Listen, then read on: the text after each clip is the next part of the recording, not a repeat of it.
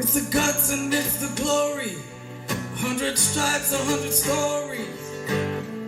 It's the pledge of allegiance on the 4th of July. It's the handwritten letters from home. It's the sleepless nights alone.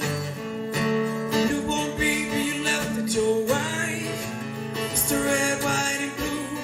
Lay down his life. It's the red, white, and blue. While these stars in the stripes.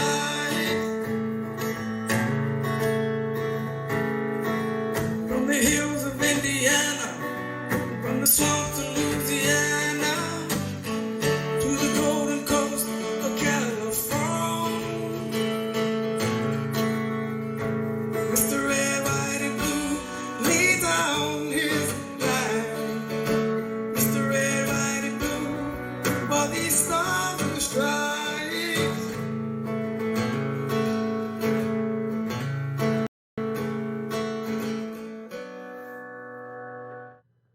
Battle on the Homefront. We're here this week. My good friend Steven Scoggins. Howdy. What up, brother? What's up? Hey, we're gonna go into we were just talking about it a second ago, but he's got a very impressive bio. How many years was he in? 4 years in Marine Corps, and then jumped right into the security in LA, and then straight back to Iraq with Blackwater in about 2006. And he did a lot in 4 years. Yeah. So I've kind of been blessed with a really an interesting time in terms of transitioning from peacetime to the conventional war, and then getting more into regular warfare, and then contracting for, which that's where I almost could have retired as a contractor. Flew by, in terms of like how it relates to military service. Yeah. So, were you 0311? Yeah, 0311. My man. Yeah, exactly. My man. 8563, so I did quiz and a range coach.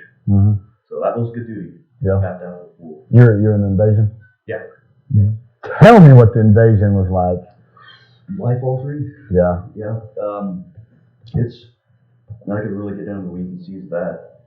The big parts I remember really starting out were, my platoon sergeant, Staff Sergeant Lerma, he was the only guy that really had combat experience. So he came back to battalion, and so he'd been in the Gulf, been in Somalia. So he knew kind of the writing was on the wall. So he was kind of like and he's a wild man too. Yeah. So freaking Marine. Yeah. Fantastic. And he knew his shit though. So do we curse on something? You're good. You're good. So he send it. He was kind of like the town, almost like the town crazy, like we're going to war, and stuff didn't have to play. So of course, in the platoon we're like rock and roll, so we're getting good training and stuff, and he's pushing us and really kind of dialing us in. And we got closer and closer. He was getting more and more really somber with it, and really kind of prepping us psychologically what to expect. Even PT, he wouldn't let us PT. He would skip like a silky zone. Like if you do anything, it's at least boots and boots. Well, yeah. Like you're not going to run around battle. Yeah. Like, Right. Silky zone. So, and that could lead me to some other stories. That's pretty funny shit. So yeah, he was kind of the only guy that was really saying this is going to happen. So people still not buying. It's really up to the point, even when you're in combat, it's got to click what it is. Yeah. It's real. Yeah. The first time I was getting shot at, I'm like, holy shit, these guys are trying to kill me. And I said that in my head. And instantly I'm like, of course, you idiot. Right. This is forward. Right. Right.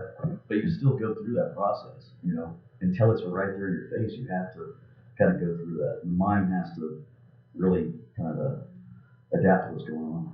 But yeah, that was a whole interesting build-up, man. Because you're in peacetime, obviously. You're in peacetime, and so he just had like a sixth sense of like we're about to have an invasion. Spirits, man. He was watching what was going on with the government. That's powerful. That's powerful. What's being said, you could kind of pick up on stuff. He's been through this build-up twice, so he knew writing on the wall when politicians are talking, when moves are being made, when we're being repositioned. We don't have a warning order yet. He's like, stand by for a warning order. He knew. It's coming. He knew what time it was. Sure as hell did. Damn. The warning order. It was on. We were all sitting around in Kuwait, outpost, just something they popped up in the desert, and sitting around with crank radio, listening to Colin Powell give his speech at the UN. Yeah. And by that time, he was like, yes, I'm on dude. So we rolled in, fucking pretty wild. Yeah. Buddy David Owens, he's here. He was my platoon and went to stay. And I remember me and him spooning with our gas mask on in a trench with this poncho liner. Yeah. And scouts, warnings going off and all that shit. It's fucking wild. Yeah, the NBC before the invasion, dude, like y'all were like mopped up. Yeah, I was a traitor. Yeah. That's what I don't get right. Is like, yeah, that's a whole nother. That's a whole nother. God. When we crossed the breach, we started hitting with the already Iraqi artillery, and they were popping airbursts with some white smoke. I still don't know what it was. I mean, they weren't really hitting low enough for CS or anything. White phosphorus, so I don't know what that white phosphorus is bad in itself anyway. That's the last thing you want to get on you, some white phosphorus. It might as well be mustard gas, in my opinion. Mortars dropping those on people. Yeah. That's shake and bake. Yeah, that's all bad. Yeah, the 155s, I mean, that was pretty legit. It caught a military artillery barrage. I only heard stories about that from my grandpa talking World War II trip. And then we dismount, start to move up this objective, and then the Brits start firing back and start dropping on us. So we got caught in the middle of the Iraqi and British artillery strike, which that was interesting. Good way to lead things off, set the tone. How long was y'all's push from when you pushed out of Kuwait? You obviously went north, correct? It's north. Yeah. Yeah, north. Well, luckily, so we would have pushed from the south, but we ran on button looped around to the north of the city and came down because we wanted to try to push them with their backs against into the bay. Now, if we had come in just straight shot into the city, they had a whole rope cart that broken apart and there to ambush us. Yeah. So we avoided that ambush, thank God. We still got part of it when we came in, and we're rolling like Beverly Hillbillies back. Live comes back in the same thing. So, I said we necked up, but we were a boat company, so we don't have vehicles organic to us, so we just took whatever we had. Right. But yeah, so rolling through the artillery strike, then we got ambushed. Like my platoon was tasked with pushing in to insert a recon team, and that's when we got hit. That ambush, not a far ambush, but that's when that really struck me that, oh my God, these guys trying to kill me. Round snapping by your head. So that was a cherry popping moment. No, for sure. And then we were there for 3 months. I mean, we're on the 15th Mew, so we didn't do a full inland deployment because we're still part of it. Attached to the Navy, so we had to roll in and roll. But 3 months in, by that time, I just had to go back. So. How long was the push from there up to you hit your objective, and then you could literally catch a break to say, oh, holy shit. Like about 3 days until I don't remember sleeping for about 3 days. Yeah. It was just kind of catching here and there. It's crazy. I always settled into it. I'm super, super fascinated with the invasion. I think that's like just a monumental time. You ever get a chance to invade a country? Go for it. We're going to take a quick break. Hey, shout out to my sponsors, Jiffy Doctor and Redemption Speed Shop.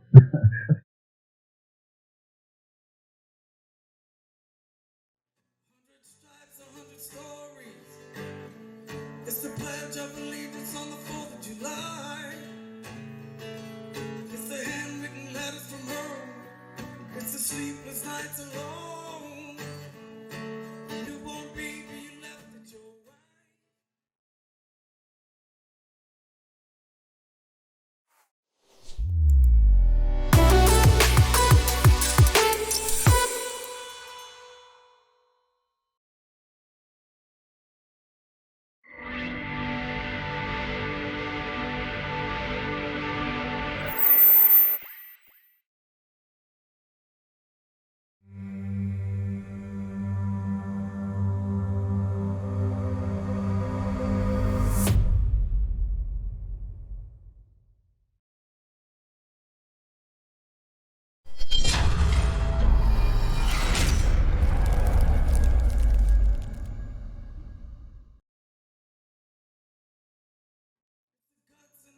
Glory, 100 stripes, 100 stories. It's the pledge of allegiance on the 4th of July. It's the handwritten letters from home. It's the sleepless nights alone.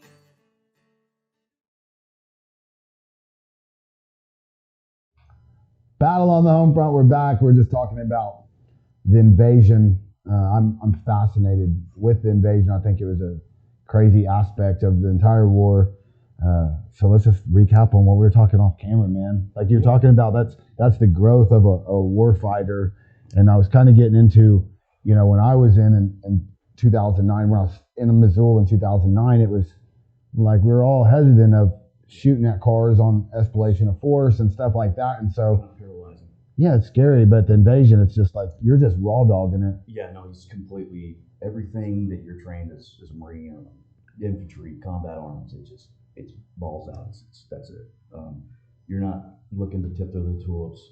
And as a young man, or just. How old was you?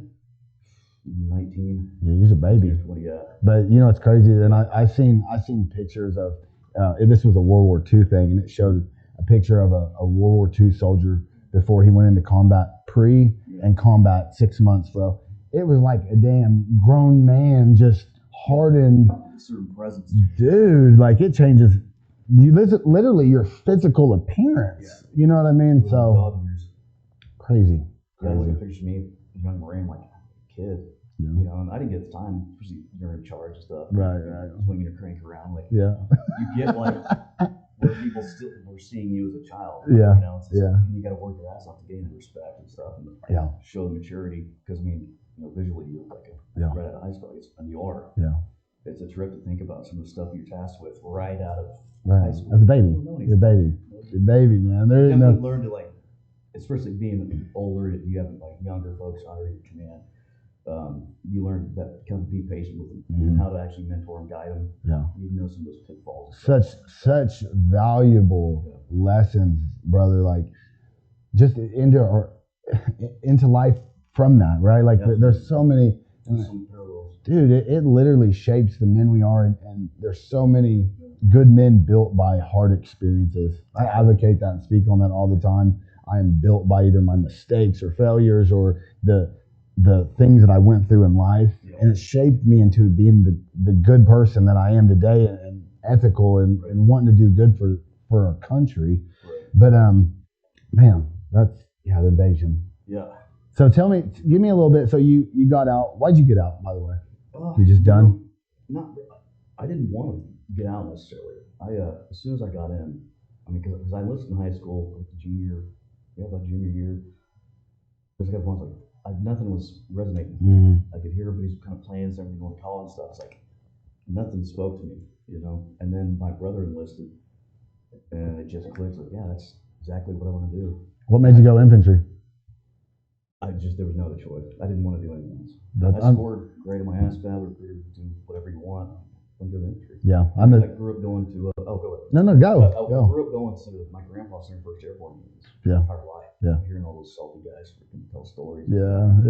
It was never pushed on me. My friends were always like, do what you're passionate about. We want you to go to college because it just clicked. And everybody else around me knew. They're like, of course you're going. Right. Is that obvious? I'm the same way. When I went in there, I was like, no sign-on bonus, no rank. They're like, we'll give you some Patriot missile system. Yeah. BS. 60,000 sign-on bonus. I said, I want to be infantry. Yeah. Like I'm a fighter. I've always been. I love guns. Like that's what I want to do. And then my recruiter just totally, I was gone 2 weeks later, but I was grateful for it. Right. Yeah, I was grateful for it. I absolutely love my job. I love that embracing the suck. You know what I mean? And that camaraderie and that brotherhood is so important. And I got addicted to kind of when you live through stuff or you endure through things, what you become on the other side. Once I started to see how that works, I wanted to put myself in positions where I was going to be at the threshold of experiencing something new. I'm in combat, so addicted because of those things. Yeah. Or being off contract, when I was contract for so long, being able to have access to intel and see kind of the big board, what's going on. That was very, very exciting. Addicting. Addicting. Well, and that's why, and it's crazy. I'm always watching these self-growth things, and it was talking about how young men, they fantasize about war and they want to do that, and it's just crazy about how even in a combat zone, right? It's weird how you lose that sense of fear, and there's acceptance there, and everything seems normal, right? And then so you've experienced that, and it makes it, and we don't realize this at the time, but it makes it when you come home, that transition to civilian life, it makes it 10 times harder, and you don't know, hey, will you let my wife in the door? It makes that transition 10 times harder, and you don't know how to deal with it, right? So like, it made sense there, and then you come back to this, and it's I think that's definitely why we lose so many people, either through suicide or pharmaceutical abuse, because it made sense over there. And then when we come back here, we lose our purpose, that mission, that first off, that addiction. That's the biggest thing, is understanding kind of what's going on with your mind, and dissolving your sense of self. So you're gonna have to let go of who you think you're supposed to be for what you're supposed to be doing. You know, and that's a process. How was your transition? But you went straight to Blackwater, so you went. So I didn't really. I'm kind of now experiencing that stuff. So it takes being around the people and being in a more kind of stable environment. To see where you're at. To let stuff kind of bubble up. Okay, here's why you need to fix stuff. Otherwise, if you stay on the train. Yeah, and you went straight from. The shit, right? And you went straight to the shit anyways, because then you deployed with Blackwater, and which I think that would be Invasion, and the next one to Fallujah, and then got out. In Fallujah, that's what I first saw what contractors were. So that's where I first heard of them when I was. Kind of gave me when I was kind of didn't know what direction I wanted to go in the Corps. The last command was kind of shitty, So like, I was having that feeling like, man, am I not gonna be a Marine? That was scary. That was a dark time when I was getting because I was like grasping like, well, who the hell am I? What am I gonna do? Because I love something. But you picked it right back up though, It was hard. It's still hard to not be an active duty Marine. I love that. But you got to admit, you're a cool guy, and you got to wear the khaki pants. And that's what I saw. Like, and those guys would stop. We had like an OPs and stuff. They'd come out and set up shop when they'd change tires or to just get off the road. Dude, they're the coolest looking dudes. Like, that's what I thought. We had some guys that were, dude had long hair. Guy wore. I seen because we would be out 3 weeks and we'd come back to the FOB for a week from our cop, and so that 1 week we're back. This little, contractor dude wore Elvis sunglasses, and I thought he was the coolest cat that ever walked the face of the earth, man. And plate carriers and little SUVs and stuff, and that was on top of his good pay. Much better pay. I probably could have saved a little bit better. How was the command though on Blackwater? Is it like the same command structure and kind of ranking? Like how is that? Because now I'm super curious about this side of it. It's really pretty similar. I mean, they've got it kind of set up as with different terminology, like details are kind of more platoons. And then you get teams break down into, I guess, more like squads, about the same number. But it's similar because it's all run by combat armed special operations guys. So it's made more palatable for the civilian client, but it was a very well oiled machine. I could see that. Leadership was good. Took care of the guys. You can only imagine though, because like you just said, most of them were either operators in services, and I have never met, me personally, and I've met quite a few of them. I've never met one SF, SEAL, PJ, whatever you got, that was not the most humble, polite killer. I mean, they're all just, dude, it's like, will you be my best friend? Like, they're awesome people, man. Your ego gets shaved down. They won't even get past the character check in either the selection or whatever they're in if they're a douchebag. No, exactly. You know what I mean? I mean, those communities are so small. Word travels fast. This guy's bozo. And there's bozos in every background. But yet, it's simple. You just don't have anything left to prove to people. Right. Yeah, you've been there, done there. Got the T-shirt. Really so you went straight to, obviously you that's the extension, right? You're still doing badass stuff. So, but after this break, I want to definitely get into when you're finally out, because then's the transition. Let's get into that and talk about that. Big shout out to my sponsors, Car Deal OK and Prater Roofing and Construction.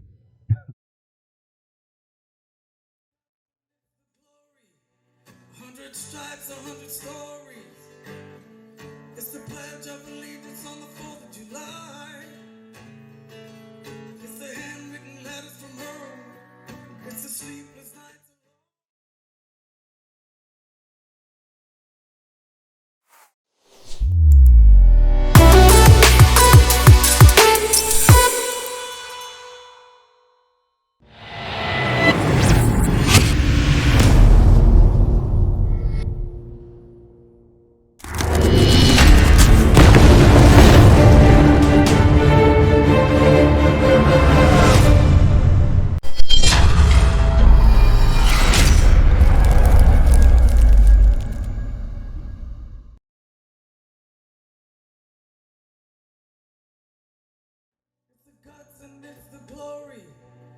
100 stripes, 100 stories. It's the Pledge of Allegiance on the 4th of July. It's the handwritten letter.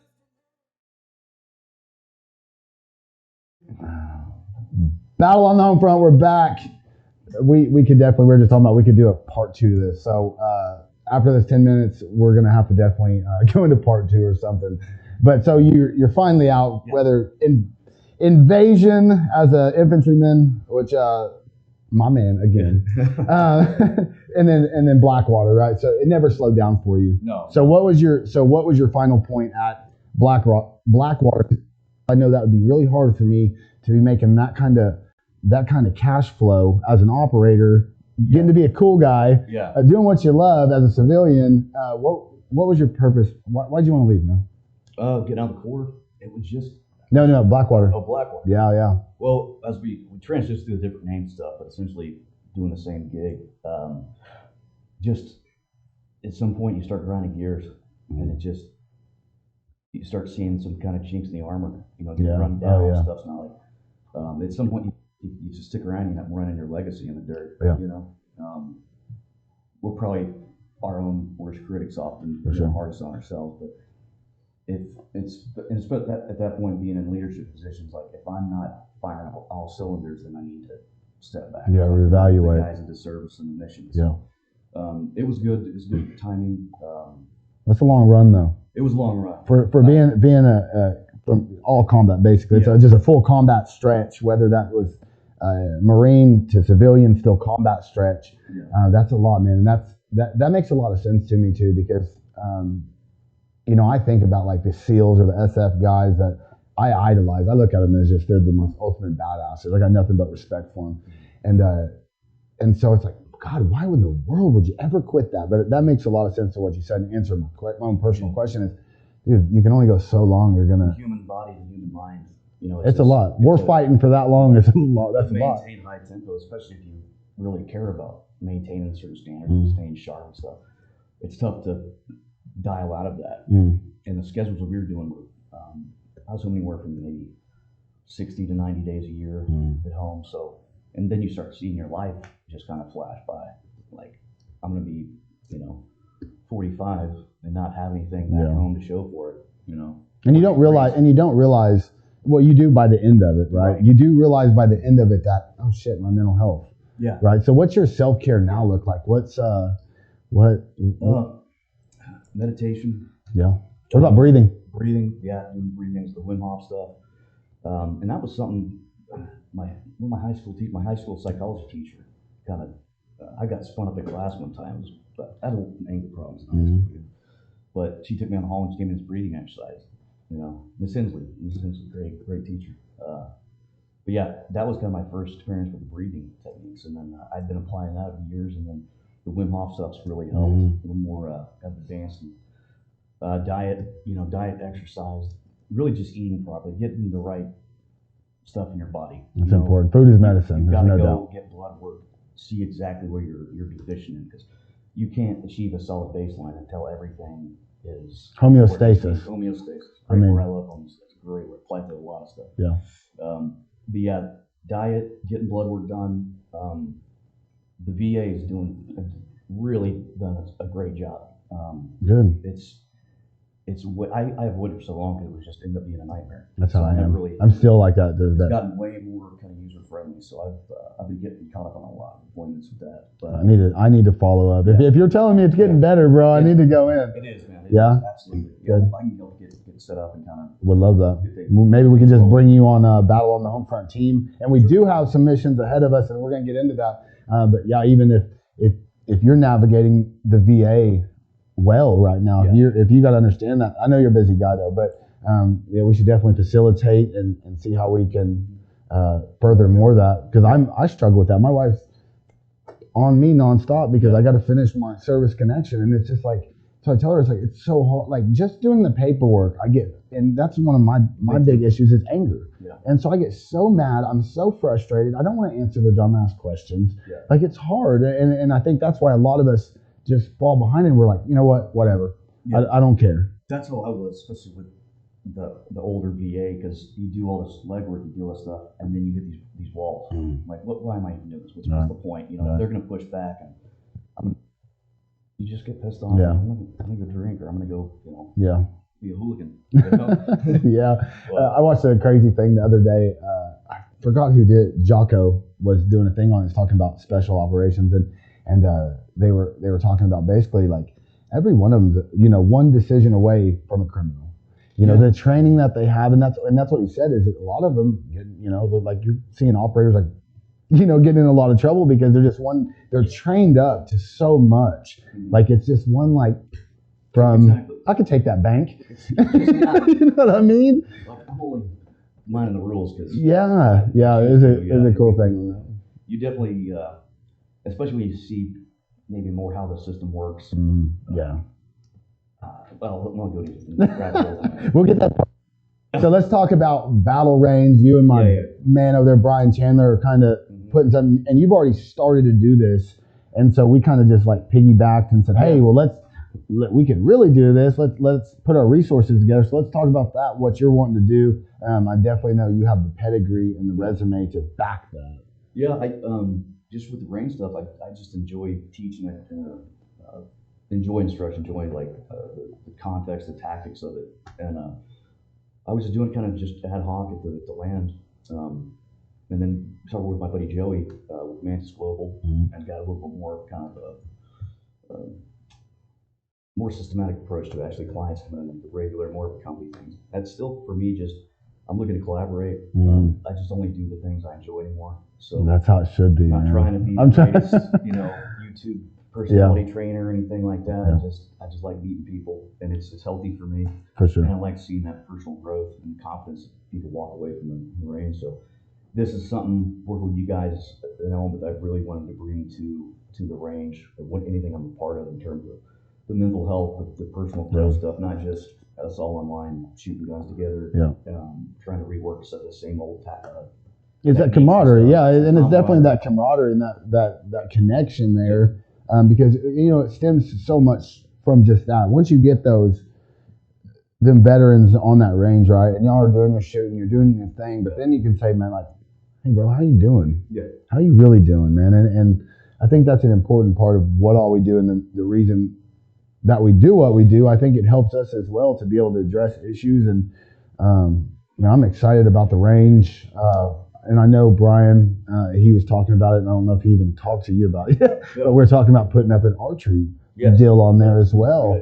And I think that's more my side of what I could do. So I think that would be so much to do. I want to get more into myself. So. Man, I love shooting a bow, crossbows. I like recurves.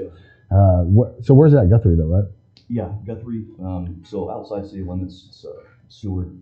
Basically, it's far enough now we can do what we want, but not so far that it takes. That's ridiculous. So tell me, what are we needing to continue? If people are out there watching right now, what do we need to continue that mission out there to get that off the ground? What do we need donated? What help do we need?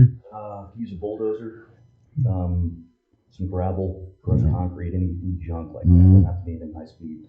We basically I've been out on my Kubota for the most part, just clearing everything else. I got a Bobcat I can bring out there, and we can use it. Great, track bulldozer, backhoe, stuff like that. And it's nothing major. It's basically just for the berms, right? Right, for the berms, for a little bit more clearing. You know, I'm on my little Kubota. It's taken a long time to get what I have now. Yeah.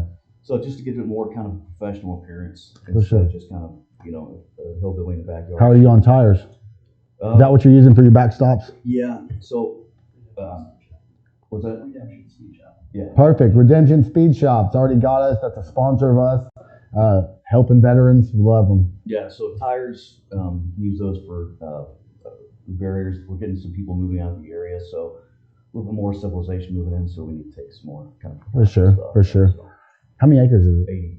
Nice. You been out there hunting deer sheds yet? No, I've got some buddies pop up out there. You're about to have another buddy pop up out there looking for deer sheds. I got a range right in front of the house too. Just walking around. Oh man, yeah. It's a healthy ecosystem. Good. Yeah. Well, hell, man. Hey, thank you all for watching the show, brother. We gotta get a part 2 because I can go on about. We can just have a whole show on invasion and Blackwater. Just try to stay on topic. Yeah, I know. Yeah, it's all good. It is what it is. Hey, thank you all for watching the show. I'm gonna see you next week.